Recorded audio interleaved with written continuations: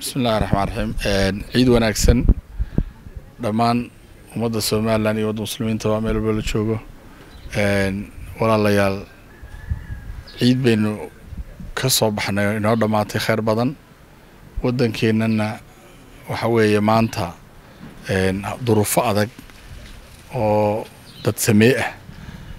ayaa taagan ilaahay subxaanahu wa ta'aala isagu noo nimceeyo roob iyo barwaaqo ina siiyay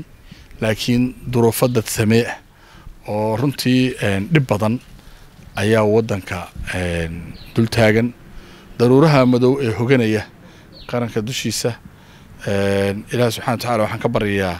inuu wanaag inoogu bedelo marka koowaad marka labaad waxa ogtihiin dalkan aynu joogno markii ugu horeysay ee jabhad laga dhawaaqo inay hadda tahay sababta arinta dhacdada aan wanaagsanayn waxa keenay waxa weeye ma aha arin iska dhashay maalin iyo habeen oo arin ka dhashay talaxumada kulmiye ee muddadii dheereed 7 sano ahayd iyo hadda sida uu dalka ku wado marka arinta noocaasi marka si sax looga waramo shalay waxa ka hadlay madaxweyne ku-xigeenkii hore Axmed Yuusuf Yaasiin baa ka hadlay waa maqlayseen wuxuu yiri kelmad runtii loo baahan dadku inay hoos ka xariiqaan waxa weeye markaan isnii dhameeya oo aan isnii arintii ceelfeen ku dara oo labada arimood wada dhameeya ayaana lagu yiri buu yiri tan gaar ka dhiga waxa xaalad military anaga xalinayna marka waxaan su'aashu noqonaysaa jabhadda yaa sameeyay jabhadda markay sidaa tahay waxa sameeyay kulmiye dalkan uma baahna maanta jabhadana uma baahna weerar gudihiisa isku qaadana uma baahna dhibaato gudihiisa ka dhalatay ee kala qabsanaan intan ka sii fara badan hadda jirtana uma baahna kulmiye laakiin waxaad moodaa wax siyaasad uma laha wax arrin uma hayo maalinta hore one package in lagu dhameeyo arinta ceelaf weyn iyo caare iyo waxba ay ahayd kulmiye diiday waxay yiraahdeen sharciga aanu marneynaa iyada gaar inooga dhiga taas waxay dhalisay in ragga madaxda ah runtii militariga dalka ka mid ahaa inay maanta ay iyaguna gaar u baxaan oo meel gaar ah ay tagaan wali waxa noo muuqata sida wax loo handal gareynay arintu u socoto ma qurux badna xukuumadana dhowr jeer horna waan sheegay way ka baahsan tahay farsamooyinka noocaas waxaan idin sheegayaa wadankan berigii in cigaal oo madaxweynaha ahaa xuduudda Soomaaliland waxay gaadhay cawsane meel laamiga u muuqata ayaa lagu qaadayay canshuurta qaranka lagu qaadayay dhulka ballaaran ee Sanaag bari waxa weeye dhammaan xukuumadda Soomaaliland ayaa joogtay bini aadanku haddaanu maanta waxa jooga garanna berrito waxa soo socdo ma garan karo marka in cigaal wuxuu ahaa nin juqraafiga dhulka iyo dadka dhulka ku nool intaba aad u yaqaana ninka sidaas aan umad maamuli kara waxa weeye muhiimad buu siin jiray Sanaag bari iyo wixii ku xeeran laana waxa weeye xuduudaynu ka hadlayna ee sharciyada leh ee doonayna dunida inaynu ka iibino ictiraaf ku doonayno waxa weeye waa raali gelinta dadka halka ku nool iyo ogolaanshahooda way haddii halka la gacan bixeeyo oo waxaan jirin laga dhigo oo la iska ilaabo waxa dhacaysa in cid walba u soo dhacdo waxa dhacaysa berito waxaadan firin inay kaga hor yimaadaan arrimahaas waxa ka muuqda daldalool fara badan xukuumadii kulmiye tii hore iyo tanba wax ay kaga tala galeen ma jiraan warnimada wax baan idin sheegaya dalkan xaq u socdo sax ma dhulka Sanaag bari waa laga yimi ceergaabe arintu joogta ceergaaban waa maqlaysan wixii baaqi hadal iyo aday ka baxay waana salkii ay ku fadhiday Sanaage Soomaaliland iyo calankeeda iyo arrinkeedu uu ka socday way waxa muuqata in dadkaasi quus ay ka taagayeen xukuumadihii Soomaaliland soo maray dhibaatooyinka u geysteen in quus ay ka taagayeen xukuumaddan hadda jirta dawaba cusub tahay in quus inta la eeg laga istaago durba may ahayn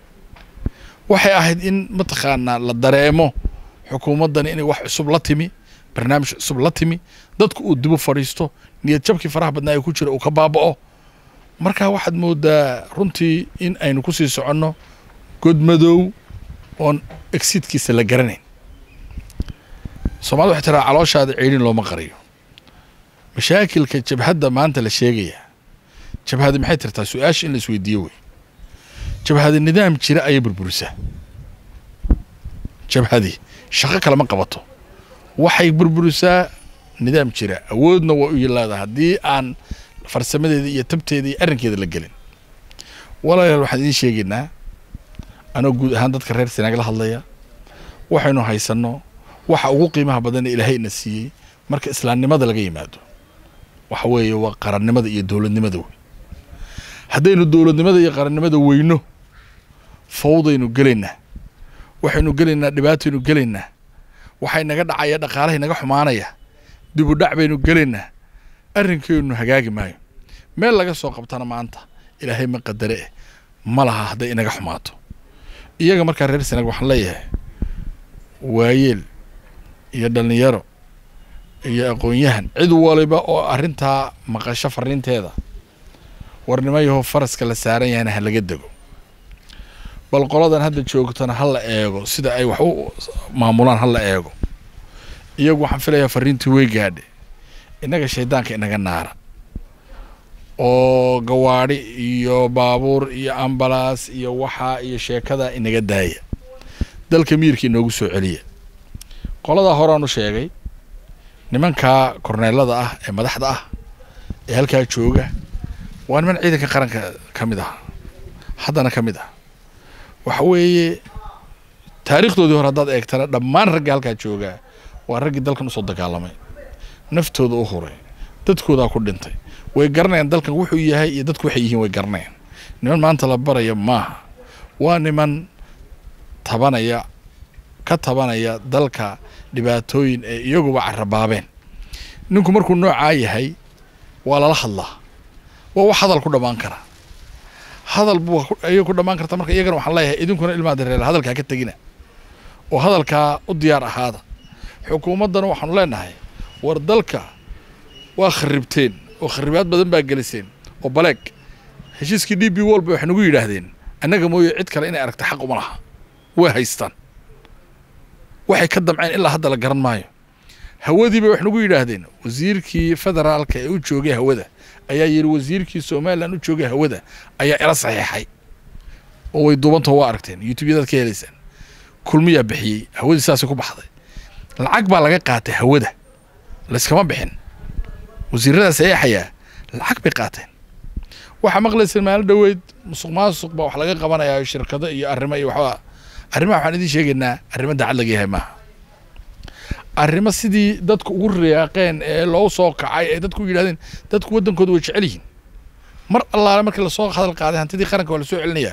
mucaarad iyo muxaafad iyo cid waliba way taageertay laakiin arrimaha waxaan idin sheegaynaa arrimo dacad laga yahay maaha horaan u sheegay waa faraguudkood bay ahayd arrimaana laga watay waqtigaan cadeyn doon ujeedadii laga watay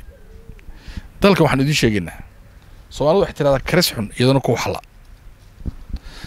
dalkan haddii ninka xukuma aanu cadaalad iyo sinaan iyo wada hadal iyo arrinka uu dhulka dhigo aanu keenin ninka suuqa maraya wax ka xumaanaya ma jiraan waxa loo baahan yahay madaxtooyadu si hadda u fakarayso si ka doonaan u fakarto marka ay dhacaan iminka action yar way wax sanad ka dhacaya laakiin kuwa waaweyn Ilaahay naga haye taada arrintu si fogaanaysa arrintana intay wax qabashada leedahay wax laga qabtaa marka waxaanu qabnaa sideen hadda wax ku socdaan in laga bedelo nimanka madaxda ah ee talaabay arrinkooda la galo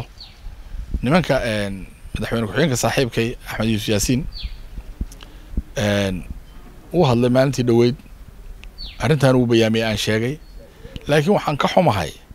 isaga iyo rag dhowro Xasan Ciise iyo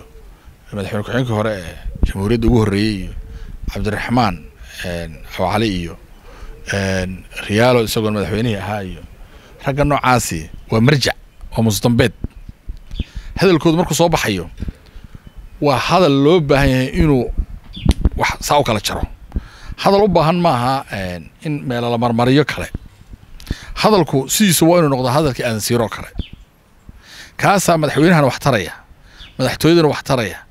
cidda xukuumadda raacsan wax taraya haddii runta la rabo ninka wax kale ka sheekeynaya waa nin riyoonayo wey qarankan wuxuu qiimo ku leeyahay gudihiisu inuu heshiiyo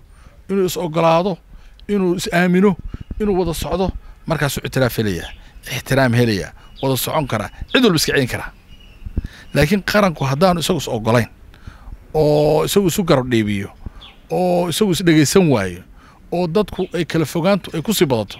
arrimahan musuqmaasuqa iminka la wada ee la sheegay haddii siday yihiin loo wadi waayo waa wax uun dhita u taallo weeye kulmiyo waxay dhigeen unbay ka mid noqonaysaa wax weeye kala qaybsanaantu bay sii fogeynaysaa waxaanu arkaynaa arrintan in siyaasad laga leeyahay oo aanay sax ahayn oo weli arrinteedu aanay fadhin arrinta caarana sida loo handalgaraynayo waa arkaysaan somaliland kulmiyana ka mas-uul ah oo sameeyey jabhadda isaga ka mas-uul ah waxay u baahan tahay in qaranku ilaan qaranku maaha madaxweynaha intaa yar ku urursan maaha war in wax la isweydiiyo oo xisbiyo wax isweydiiyaan oo barlamaan wax isweydiiyo oo guurta wax isweydiiso oo qolada marjaca madaxweynayaasha ahaa aan sheegayo iyaguna ay fadhiistaan wax isweydiiyaan dalku khatar buu ku jiraa marka waxaan kaga baxayaa ilaahay daruuraha in dul hoganaya ee madowga khatarta ah ha inoogu bedelo kuwa roob iyo khayr iyo wanaag iyo midnimo inoo keena ilaahay insha allah inoogu bedelo wallahi tawfiiq intaas